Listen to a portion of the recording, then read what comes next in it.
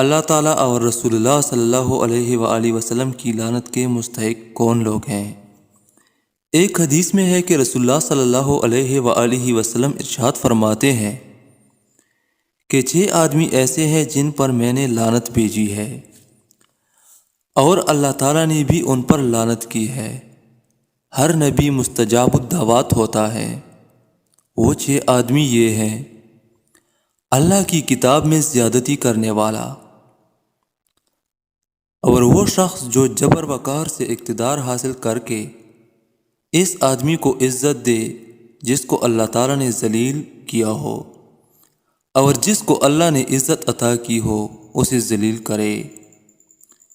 اللہ تعالیٰ کی تقدیر کو جھٹلانے والا، اللہ تعالیٰ کی حرام کردہ چیزوں کو حلال سمجھنے والا۔ میری اولاد میں وہ آدمی جو محرمات کو حلال کرنے والا ہو۔ اور آخری نمبر 6، اور میری سنت کو چھوڑنے والا۔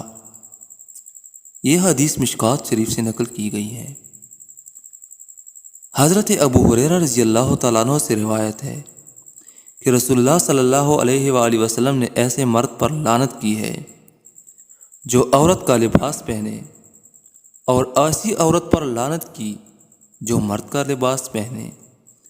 یہ احادیث بھی مشکات شریف سے نقل کی گئی ہیں۔ حضرت عائشہ رضی اللہ تعالیٰ عنہ سے کسی نے عرض کیا کہ ایک عورت مردانہ جوتا پہنتی ہے۔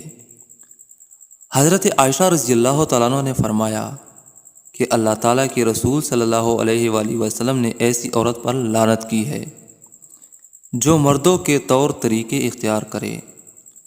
حضرت ابن عباس رضی اللہ تعالیٰ عنہ سے روایت ہے کہ رسول اللہ صلی اللہ علیہ وآلہ وسلم نے لعنت کی ہے ان مردوں پر جو عورتوں کی شکل و صورت بنا کر ہجڑے بنے، اور لعنت کی ان عورتوں پر جو شکل و صورت میں مردانہ پن اختیار کرے، اور ارشاد فرمایا کہ ان کو اپنے گھروں سے نکال دو۔